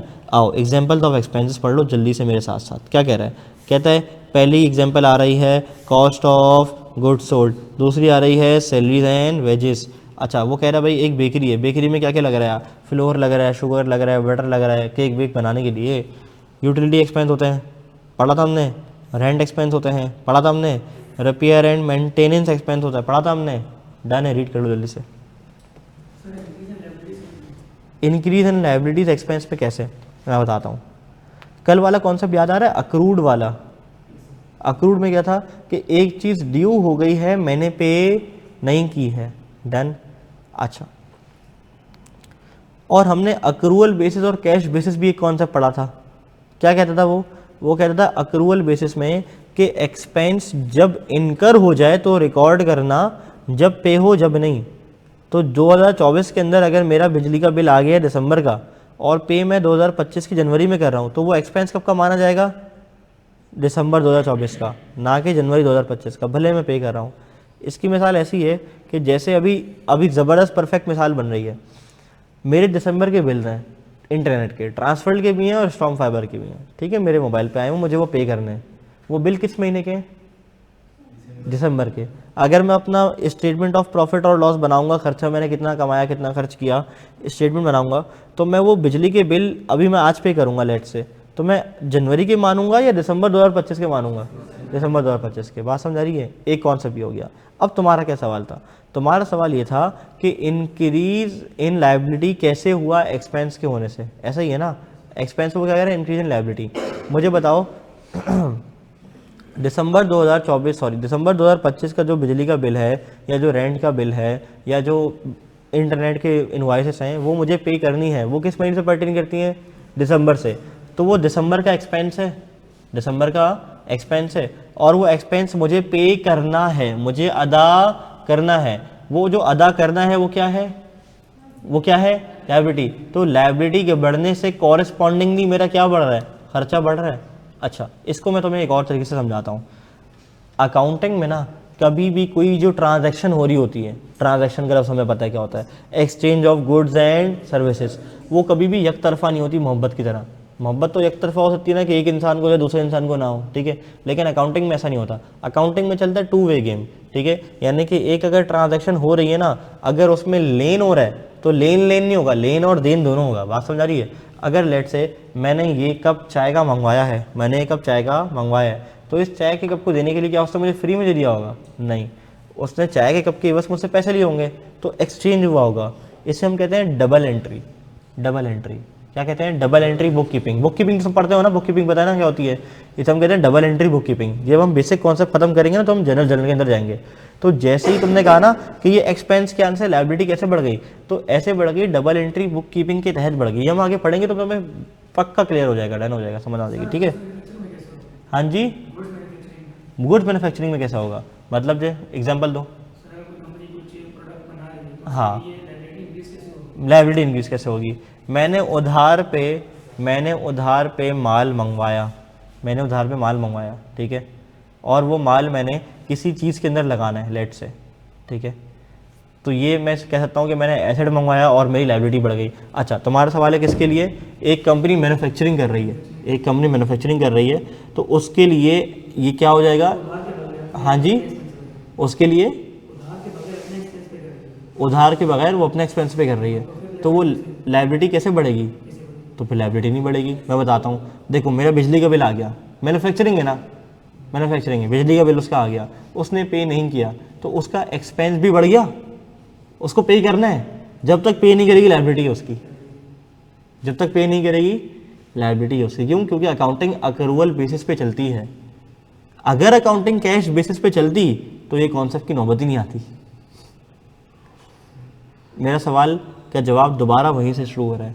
अकाउंटिंग किस पे करते हैं, अक्रूवल बेसिस पे। अक्रूवल बेसिस क्या कहता है, जिस पीरियड का खर्चा उस पीरियड में रिकॉर्ड करना है, तो खर्चा हो गया और मुझे पे भी करना है, तो एक्सपेंस के बढ़ने से लायबिलिटी बढ़ गई और लायबिलिटी के बढ़ने से एक्सपेंस बढ़ रहा है। बात समझा रही है। जब हम डबल एंट्री बुक कीपिंग करेंगे ना, नाम क्या तुम्हारा, जुबैर, जब मैं डबल एंट्री बुक कीपिंग कराऊंगा ना, उस वक्त तुम देखना तुम्हारा कैसा क्लियर होगा।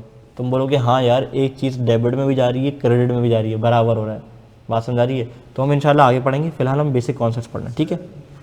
सवाल है, अगर हम किसी से उधार पे चीज लेते हैं, अगर हमने 50,000 की कोई चीज उधार पे ली है, अगर हम उसको काम के उसमें कर रहे हैं तो हमारा रेवेन्यू तो उसमें आएगा। अगर वो उससे ज़्यादा पैसे ले लें, अगर उस चीज़ के प्रॉफिट के हिसाब से देखें तो अगर हमें कम लेना चाहिए। अगर हमने 50,000 का लिया तो हमें 500 हमें लेने चाहिए, हम उससे ले रहे हैं 1,000। तो ये रेवेन्यू में और इनकम, अदर इनकम में सब रेवेन्यू में जाएगा। कारोबार किसका? आपका, ठीक है। बेचने वाला कौन?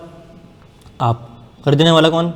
कस्टमर। तो बेवकूफ़ थोड़ी है, उसको पता है वो अगर ज़्यादा पैसे दे रहे तो दे रहे, कोई मसला नहीं है। आपकी इनकम है, आपकी चीज़ है, आप 2 रुपये की बेचो, 200 रुपये की बेचो, टेंशन नहीं है, सारी रेवेन्यू है आपका, अगर वो आपकी मेन कोर्स ऑफ बिजनेस से पर्टेन करती है। भाई का सवाल ये था कि एक चीज़ मुझे बेचनी चाहिए 200 रुपये की, मैं बेच रहा हूँ 400 की, तो टू दी एक्सटेंड ऑफ 200 रुपये जो उसकी मार्केट वैल्यू है, जो उसकी फेयर वैल्यू है, जो मार्केट में इस अमाउंट पर बिकती है, वो मेरे रेवेन्यू में जाएगा, बाकी अदर इनकम में नहीं। तो ऐसा नहीं होगा, सारा रेवेन्यू में जाएगा। डन। What happened? एक तो लेट, ऊपर से बातें, ट्रैफिक कहाँ से आई थी? मलीर बहुत बड़ा है। बकरा पीढ़ी, यस। हाफिज स्वीट के बाद बकरा पीढ़ी, बकरा पीढ़ी के बाद मेमन गोट, ठीक है, चलो गुड।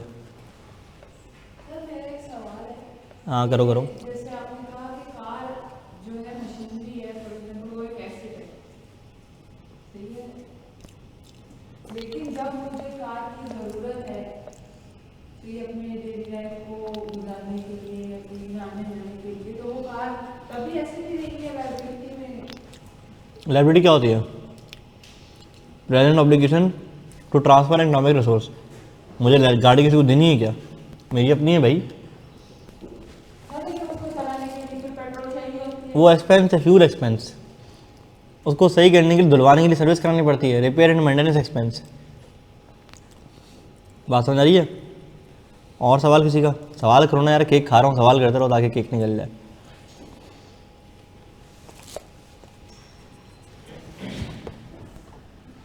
पढ़ो।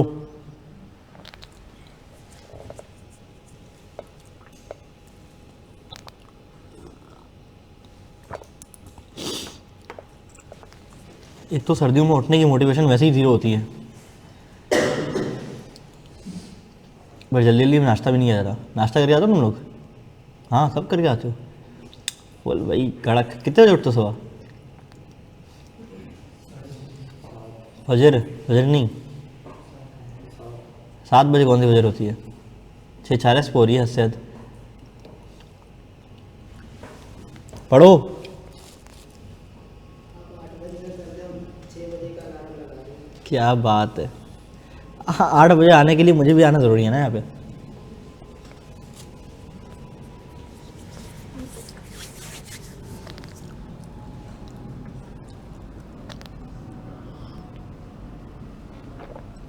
दो मिनट दे दो, आखिरी पीस रह गया, इसकी उजर भी तमाम कर लें।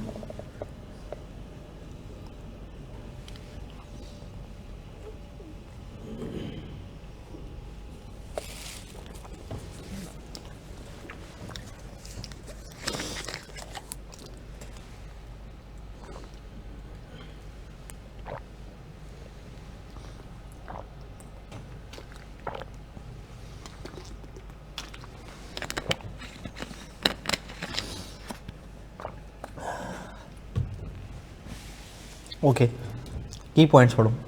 कहता है operational expenses, regular cost incurred in the course of running the business, उसे हम क्या कहते हैं? Operating expenses. यानी कि बिजनेस को चलाने के लिए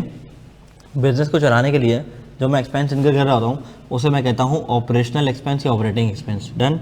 अच्छा, वो कहता है लॉसेस एक्सपेंसेस।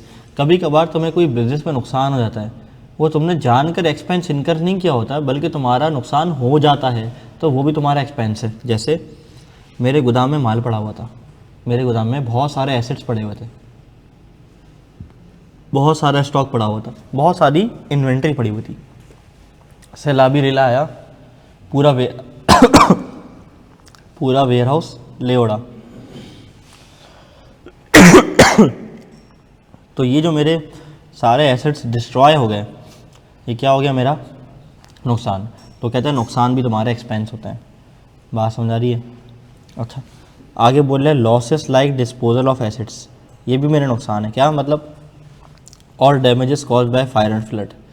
कहता है मेरा एक एसिड था, वो ख़राब हो गया, ज़लज़ला आया, तबाह हो गया, एसिड को मुझे डिस्पोज करना पड़ गया, नुकसान मुझे हो गया, तो वो जो नुकसान मैंने उठाया वो भी मेरा क्या है? एक्सपेंस। बात समझ आ रही है? तो इनकम और एक्सपेंस की डिस्कशन हमने यहाँ पे ब्रेक लगा दिया है। बात समझ आती है? बढ़ जाऊँ मैं आगे? ओके, अब आ जाओ कैपिटल इक्विटी, जिसे मैं कहता हूँ नेट एसेट्स भी कह सकता हूँ, ओनर्स इक्विटी भी कह सकता हूँ, और कैपिटल भी कह सकता हूँ। अच्छा, कैपिटल के बारे में हमने एक बात पढ़ी थी कि कैपिटल क्या होता है? Contribution from the owner in the business call capital. Done? किसी को कोई सवाल तो नहीं है ना यहाँ तक? बढ़ जाऊँ आगे? अच्छा,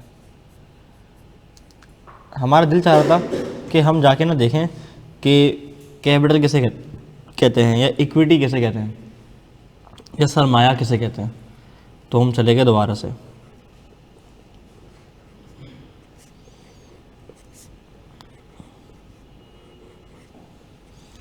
चाय के होटल पे, ठीक है, जिसका टैग क्या है? 25 घंटे सर्विस, ठीक है। हम चले गए, हमने जाके देखी, इसके पास तो एक बड़ी सी दुकान है। बात समझ आ रही है? ये इधर भाई फुल पराठे शराठे बन रहे हैं ज़बरदस्त किस्म के। ये इधर काउंटर लगा हुआ है, ठीक है, ये लगा हुआ है इसका काउंटर, ठीक है। ये चल रही है इसकी मैन्युफैक्चरिंग तो नहीं बोलेंगे, खैर यहाँ इसका जो है ना वो बिज़नेस चल रहा है फुल टाइम भाई, पराठे वराठे बन रहे हैं, अंडे वंडे बन रहे हैं, ठीक है। ये हमने इधर देखा तो इसका जो है ना ये वेयर हाउस है छोटा सा, जिसके अंदर इसका माल पड़ा हुआ है गोदाम के अंदर, ठीक है। बात समझ आ रही है? अच्छा, फिर हमने यहाँ देखा, यहाँ की जो है ना वो इसका,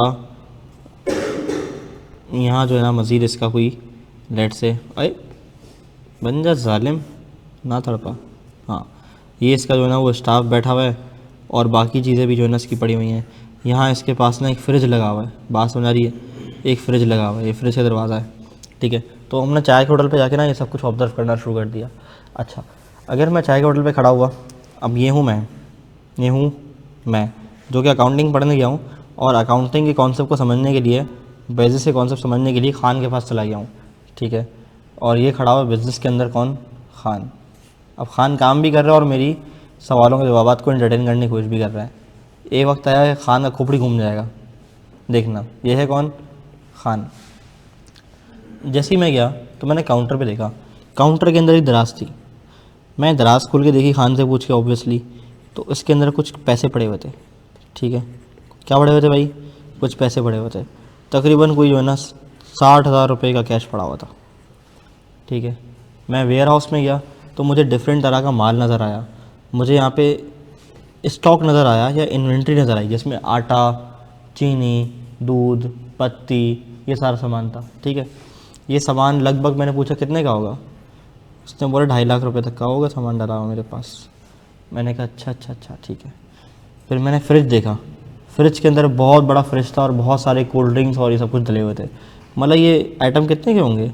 उसने बोला तकरीबन 20,000 रुपये तक का माल मेरे इस वक्त फ्रिज में मौजूद है, पड़ा हुआ है। डन।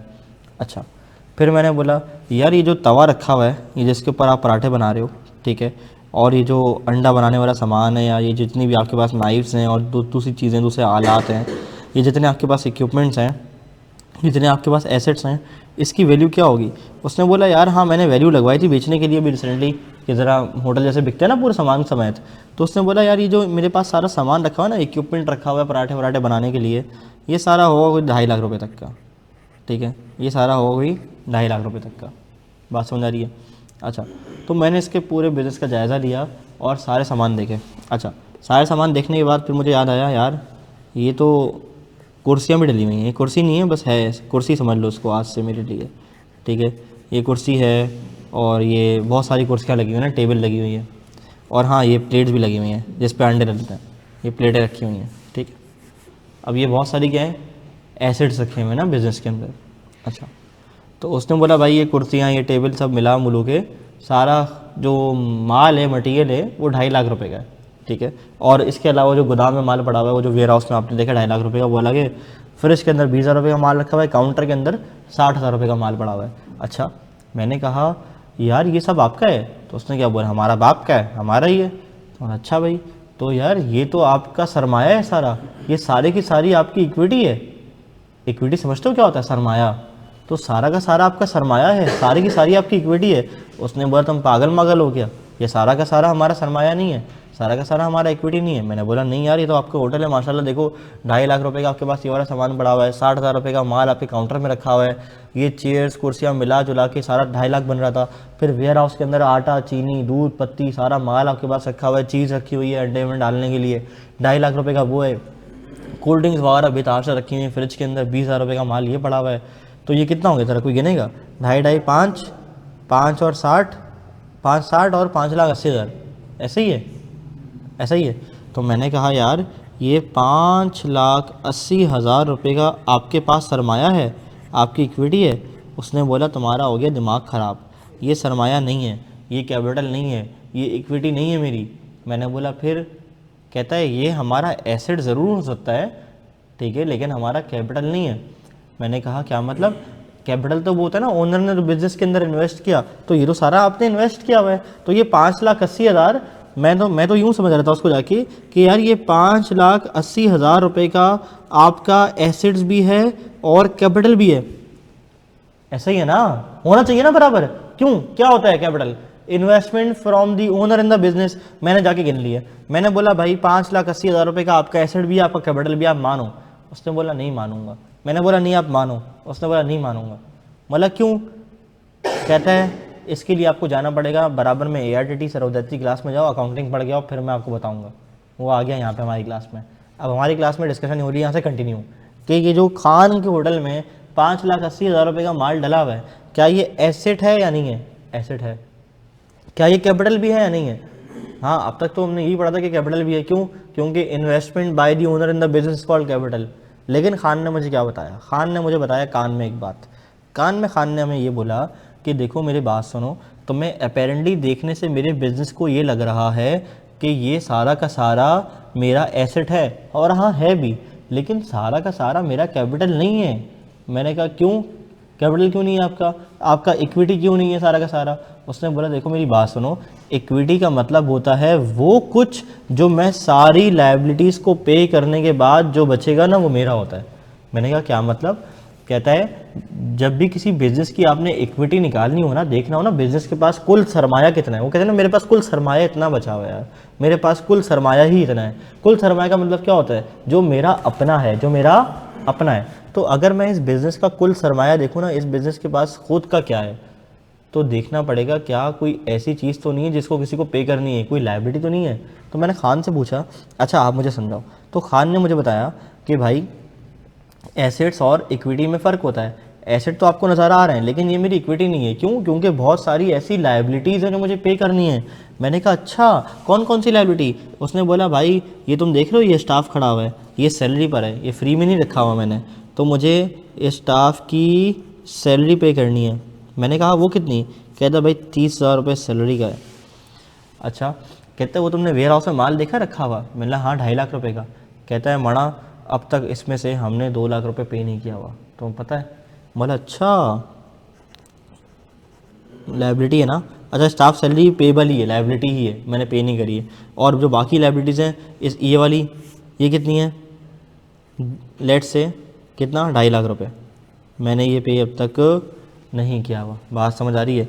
अच्छा, इसके अलावा उसने मुझे बोला भाई बिजली पानी गैस का बिल और ये वो यूटिलिटी वाले बिल जो है ना, जो मैंने पे नहीं किए हुए, वो तकरीबन जो है ना, वो तकरीबन कोई बन जाते हैं 20,000 रुपये करीब। तो मैं क्या पता माना हमारा खर्चा मर्चा कितना है, ज़रा गिनो ज़रा इसको।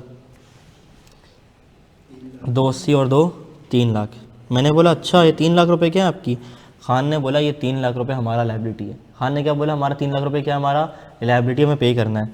तो मैंने बोला अच्छा, फिर आपका जो ये 5,80,000 था वो क्या था? इसने बोला मणा मेरी बात सुन, 5,80,000 रुपये का एसेट मौजूद है, लेकिन ये हमारा इक्विटी नहीं है। क्यों? क्योंकि इसमें से हम लायबिलिटी माइनस करेगा। अच्छा, तो मैंने कहा अच्छा अगर मुझे पता करना हो, मैंने खान से पूछा कि खान साहब मुझे एक बात बताओ, अगर मुझे पता करना हो कि आपका इक्विटी कितना है, आपका इक्विटी कितना है, तो क्या मैं यूँ कह सकता हूँ कि एसेट में से मैं लाइबिलिटीज़ माइनस कर दूंगा तो मुझे खान का इक्विटी यानी कि खान का सरमाया पता चल जाएगा? उसने बोला हाँ मणा तुमने सही कहा।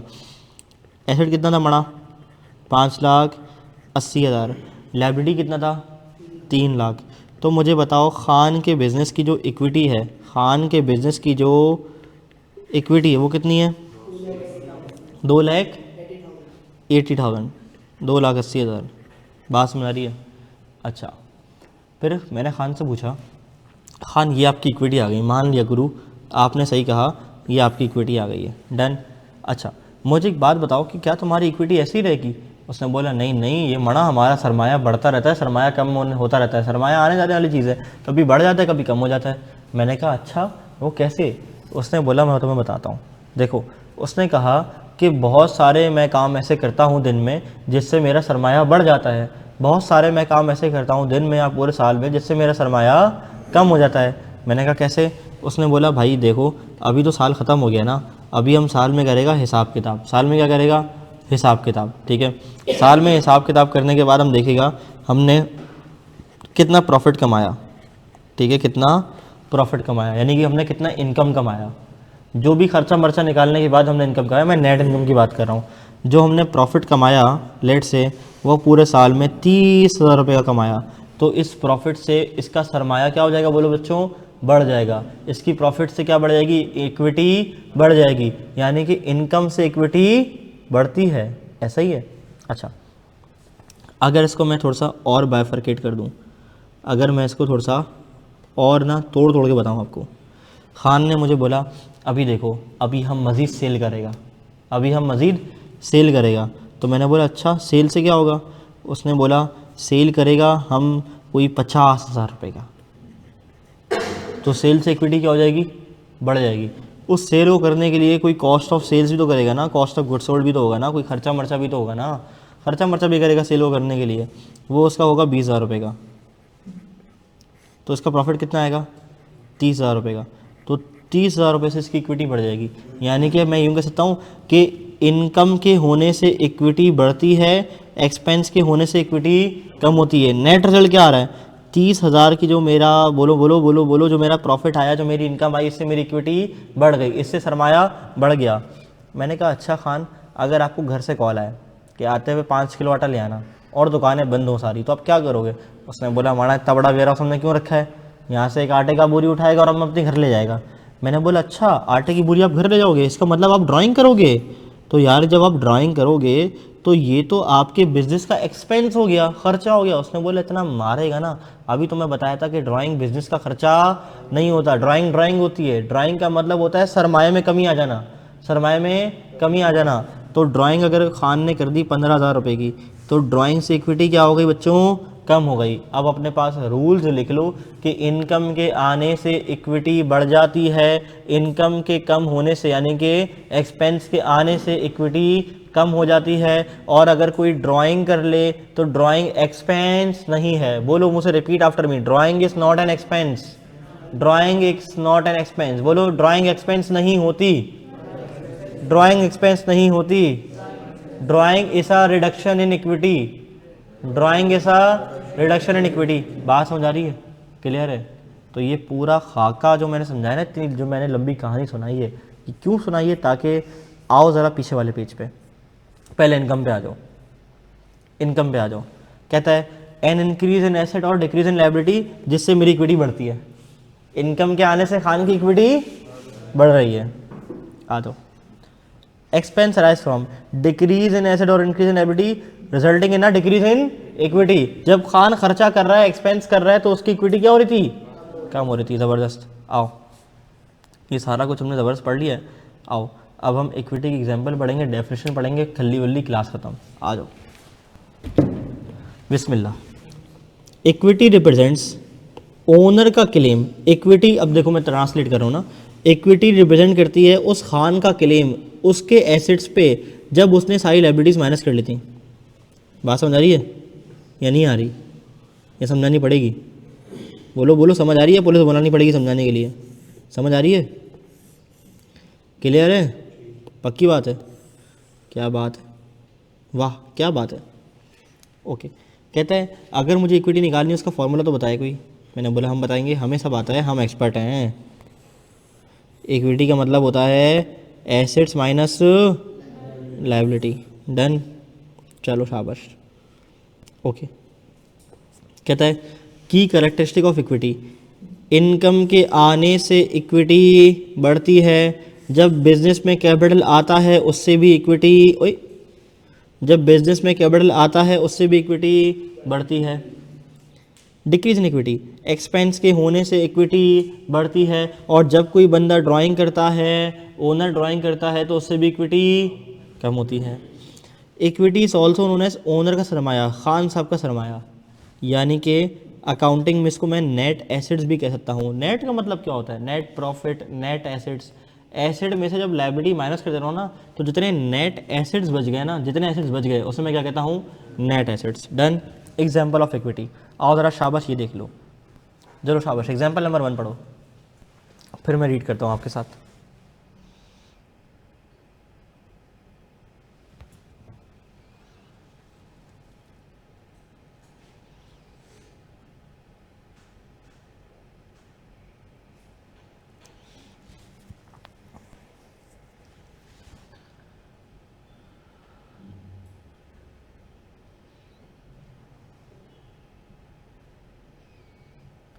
कहता है a sole trader starts a business by investing 1 lakh as capital, यानी कि 1 लाख सरमाया लगाया, बिजनेस ने 20,000 का प्रॉफिट कमाया। सरमाया कितना हो जाना चाहिए? 1,20,000। बोलो बोलो, ये नहीं ऐसे नहीं, बोलो बोलो, 1,20,000। 5,000 का एक्सपेंस इनकर करता है, कितना होना चाहिए? 1,15। देखो आंसर आ रहा है 1,15। अब इससे क्या स्टेप बाय स्टेप, हाँ 1 लाख आया, 20 आया तो 1,20, 5 गया तो 1,15। बात समझ रही है? ऐसा दिमाग चलना चाहिए। तीसरे में तुम, चौथे में घूम, ठीक है। चलो जल्दी, एग्जाम्पल नंबर 2। कंपनी के पास टोटल एसेट्स 5 लाख के पड़े हुए थे, लायबिलिटी 3 लाख रुपए की, कितनी होनी चाहिए इक्विटी? 2 लाख रुपए की। क्या बात है। की पॉइंट्स टू रिमेंबर, इनकम से इक्विटी बढ़ती है, एक्सपेंस से इक्विटी घटती है। घटती नहीं मतलब घटती है, ठीक है। क्या बात है। ड्राइंग क्या होती है? Drawing refer to the amount of money, goods, asset withdrawn by the owner of a business for the personal use. It reduces the owner की equity in the business. Key point पढ़ो, पहला point पढ़ो। Drawings are not considered as an expense, they are reduction in the owner की equity. कहते हैं drawing के अंदर जरूरी नहीं कि कैश आए, बल्कि होता है आटा ले जाए। Applicable in sole proprietorship and partnership, as company के ओनर शेयर होल्डर क्या लेते हैं? डिविडेंड लेते हैं। ड्राइंग वो नहीं करते, डिविडेंड लेते हैं, और क्या नहीं करते? हाँ भाई बात सुने, हेलो, चला गया, चलो कोई बात नहीं, आ जाओ। बोल रहे मैं कौन सी क्लास में आ गया। चलो एग्जाम्पल नंबर 1 पढ़ो जरा ड्राइंग की। Owner of a grocery store withdraw करता है 10,000 from cash register for personal use. मतलब रजिस्टर में से नहीं निकालता, रजिस्टर में एंट्री कर देता होगा ना कि मैंने निकाल लिया, लिख लेता होगा खाते में, निकालता तो दराज ही होगा। ज़रा मुझे बताओ इक्विटी कितने से डिक्रीज होगी? 10,000 से। क्या बात है, बहुत बड़ी एग्जाम्पल पढ़ ली, भारी बात पढ़ ली, समझ ही नहीं आ रही। Owner of a bakery take goods, cakes and bread worth 2,000 for family event. क्या होगा भाई? 2,000 से रिड्यूस होगी। Partner in the business uses the company delivery van for personal travel and fuel cost is 5,000 paid by the business. हाँ जी, 5,000 से कम। ये देखो फ्यूल कॉस्ट किसने पे की है? बिजनेस ने पे की है। अगर ये बोलता कि फ्यूल कॉस्ट उस पार्टनर ने खुद पे की है, तो ड्राइंग नहीं होती, उस पार्टनर का पर्सनल एक्सपेंस होता। ऐसा ही है। की टेक अवे पढ़ लो। Drawing decrease the business cash resources, cash, goods, other assets and the owner equity but are not treated as business expense. 150वीं मरतबा बता दी ये बात समझ आ रही है। लेकिन देखना क्लास में एक इंसान ऐसा होगा जो कि इंतहाई गुनूदगी की हालत में, मैं अच्छा अल्फाज इस्तेमाल करते हुए गुनूदगी की हालत बोलना चाहूँगा, इंतहाई गुनूदगी की हालत में जब हम आगे एडवांस कॉन्सेप्ट पढ़ लेंगे ना, वो फिर बोलेगा ड्राइंग को ऐसा एक्सपेंस क्यों नहीं है। तुम देखना एक सवाल आएगा क्लास में, ठीक है, फिर मैं बताऊँगा कि मैंने उसको क्या बोला था। क्या मेरी बात समझ आ रही है? क्लियर है? तो आपका आज का होमवर्क है कि assets, liability, equity, income expense, इसको हिफ्ज करके आना है। क्या करके? हिफ्ज करके। ऐसे यूं पढ़ा शूं ऐसे। 3 बातें एसेट्स में कौन सी हैं? 3 बातें लायबिलिटीज़ में कौन सी हैं? इनकम में क्या होता है? 2 तरह की इनकम होती हैं। अच्छा, एक्सपेंसेस में क्या होता है? इक्विटी में क्या होता है? ये जो हैंड आउट है, मैं आपसे ये आज तक के मैं नोट्स टिल लेक्चर 4 इसके नाम से कोई, बल्कि एक बात बताओ, क्लास में कोई अमीर बच्चा है? अमीर बच्चे से मुराद आईफोन वाला है? मतलब मैं तो गरीब हूँ ना। हाँ, ये आईफोन, ठीक है। ज़रा ऑन करो ये ड्रॉप, शाबाश। ग्रुप पे हो? हाँ हो ना, शाबाश। एवरीवन फॉर 10 मिनट्स हम करते हैं।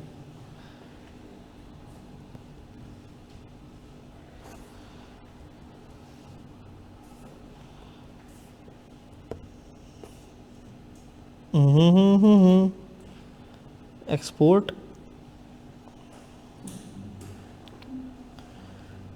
Notes till lecture. ये ड्राइव को अपलोड करने में ना मुझे बड़ी सुस्ती आती है।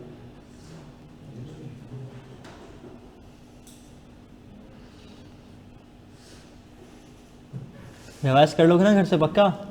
मैं पूछूंगा। देखो मेरा ना नेचर तुम लोग को बताइए, तफरीह मैं करता रहता हूँ क्लास में। अब तो खैर इतनी नहीं करी, लेकिन मैं बहुत तफरीह करता हूँ और जेलअप कर देता हूँ लोगों को अपने साथ ना, तो लोग मुझे हमेशा याद रखते हैं ऐसे तफरीह में। और दोस्ती में भी आगे का मशवरा लेना होता है, गाइडेंस सही होती है। इवन मैं अपने स्टूडेंट्स से ना बहुत जेलअप होकर रहता हूँ, बड़े दोस्त यारी वाले माहौल में रहता हूँ। इतना कैजुअल होते हैं कि पेपर से पहले बोलते सर होटल पे आ जाए, चाय पे कुछ समझना है। वो चाय के होटल में बैठ कर मुझे चीज़ें समझ रहे होते थे, ठीक है। इतने जो है ना वो अल्हम्दुलिल्लाह अच्छे जो है ना हमारे ताल्लुकात बन जाते हैं।